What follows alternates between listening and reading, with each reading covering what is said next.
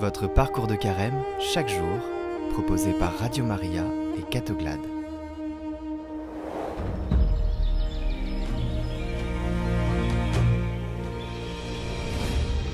Bonjour à tous, bienvenue dans ce 7e parcours de carême.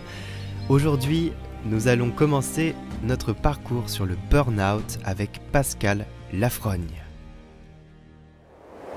Bonjour chers abonnés de Catoglade, bonjour chers auditeurs de Radio Maria que je suis très heureux de retrouver.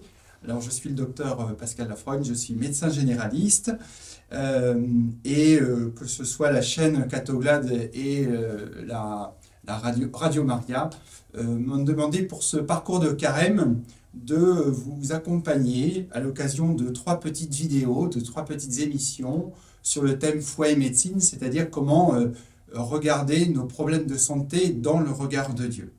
Alors tout d'abord, mettons-nous à la lumière de la parole et vous pourrez prendre avec vous et relire ce verset, c'est à l'évangile de Saint Luc au chapitre 10, verset 9, où Jésus désigne les 72 disciples et les envoie en mission et il leur dit et en toute ville où vous entrez et où on vous accueille, mangez ce que l'on vous sert et guérissez ces malades et dites aux gens, le royaume de Dieu est tout proche de vous. Le royaume de Dieu est tout proche des malades. Voilà, parce qu'effectivement, tout l'objet de ces 3 émissions va être on a tendance à séparer les problèmes de santé de ma vie de foi et de l'amour de Dieu, sauf qu'il n'y a rien sur terre qui ne soit à l'origine fait par Dieu et fait pour Dieu. Et donc, même les domaines de la santé, aussi douloureux soit-il, eh bien le domaine de la santé est concerné par ce sujet, il est regardé par Dieu, il est regardé par le Christ.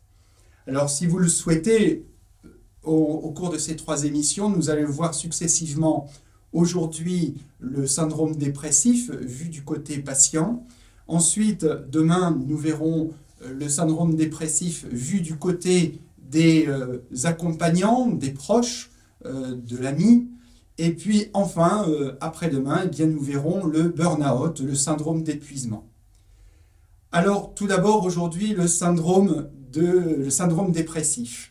Alors j'insiste et j'insisterai, c'est une maladie, c'est une pathologie avec ses facteurs de risque, ses signes cliniques, ses signes de gravité, son évolution, son pronostic, ses diagnostics différentiels, des traitements, des spécialistes à consulter, des traitements qui sont médicamenteux ou pas. Oui, c'est une maladie qui est très bien décrite dans la médecine et qui fait l'objet de l'attention du médecin et des soignants. Et cette maladie, elle peut concerner tout le monde. Tout le monde peut être touché. Et quand je suis touché par cette maladie, je n'ai pas à me dire je suis responsable de ça, je le savais bien, je n'ai pas fait attention, je manque de volonté, ou bien je m'en veux d'être comme ça, ou voilà, il y a quelque chose, il y a une autocritique et qu'il faut couper tout de suite, on le verra tout à l'heure. Et puis, en fait, on se rend compte que finalement, c'est une maladie, que ça peut arriver à tout le monde, et qu'il faut savoir accueillir, recevoir ce processus pathologique. Alors, on n'a pas le choix de le recevoir, mais il faut l'accueillir, et comme on accueille une fracture de jambe, un diabète, un accident vasculaire cérébral, ou une otite, on n'y peut rien, c'est comme ça, c'est la vie. Le seul problème dans le syndrome dépressif, c'est que l'organe qui est atteint par ma maladie, c'est mon cerveau. Et ce cerveau, c'est l'organe lui-même qui me permet de m'auto-évaluer, de m'interroger, de comprendre, d'analyser, de rebondir et de réagir. Et là, c'est cet organe-là qui est malade lui-même. Et cet outil de mesure qui est le cerveau, il est atteint et du fait de la maladie, le cerveau ne va pas pouvoir produire, fabriquer la volonté, le désir, le plaisir, la capacité à se projeter. Il n'est pas du tout capable de ça. Il ne sait plus faire ça. Et du coup, ça m'entraîne dans une forme d'humeur triste, de perte d'intérêt, d'indifférence. Alors cette maladie a des degrés de gravité variables. Ça peut être du syndrome anxio-dépressif réactionnel à un événement triste ou douloureux et qui va être léger, passager, jusqu'à un syndrome dépressif chronique, ancré, beaucoup plus profond, qui peut même amener le malade, le patient, à avoir des idées suicidaires, voire même quelquefois passer à l'acte. Et comme toute maladie, et là j'insiste, quand on est malade, on va voir le médecin. Eh bien, quand on a ce type de problème, il faut aller voir le docteur. C'est impératif. C'est une porte qu'on ne peut pas éviter. Il faut passer par ça. Même si je n'en ai pas envie, je pense que ça va passer, même si je pense que je n'en ai pas besoin. Je vous rappelle, le cerveau, dans ces cas-là, est lui-même malade, et c'est-à-dire que mes pensées sont tordues par la maladie. C'est-à-dire que quand je dis « je n'en ai pas besoin », c'est une pensée qui est tordue par la maladie. Ce n'est pas une réalité, ce n'est pas une vérité. Ce qui s'impose à moi, c'est que quand je regarde mon bébé, je me mets à pleurer et je n'ai plus de joie de vivre. Ça, c'est pas normal. Et même si je pense que ça va passer, non, il faut que j'aille voir le docteur.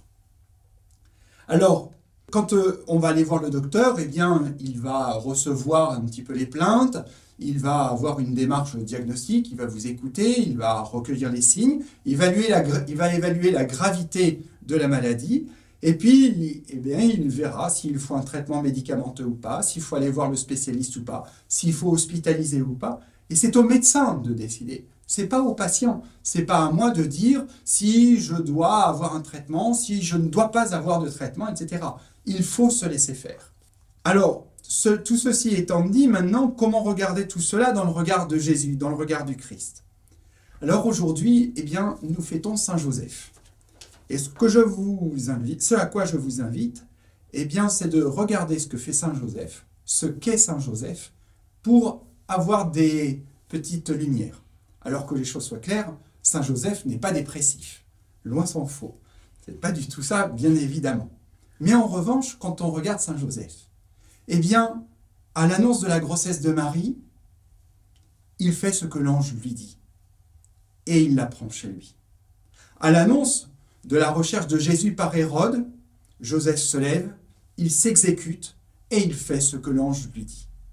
À l'annonce de la mort d'Hérode, Joseph se lève, il prend Marie, il prend Jésus et il va pour Israël et écoutant l'ange, il s'installe en Galilée. On lui parle, il écoute, il s'exécute et il agit. Eh bien, Joseph, qui est un homme juste, eh bien, il obéit, il agit dans la confiance, peut-être pas forcément sans trop comprendre tout ce qui se passe, mais il écoute et il fait confiance.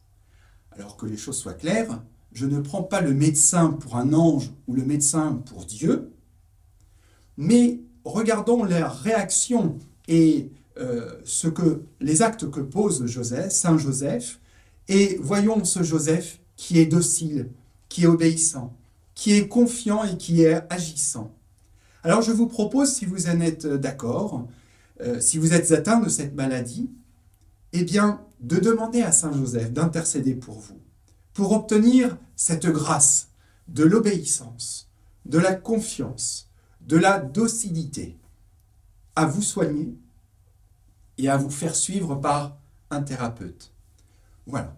Soyez bénis, vous êtes au cœur de mes prières, et dans le cadre de la suite de cette petite émission, ce que je vous propose, c'est de prendre le texte de Matthieu, chapitre 14, versets 13 à 21, et méditez-le. Méditez-le. Voilà.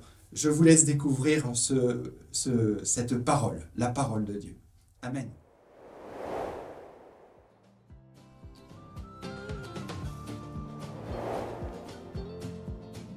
Demain, on se retrouve pour la suite de ce parcours sur le burn-out, toujours avec Pascal Lafrogne.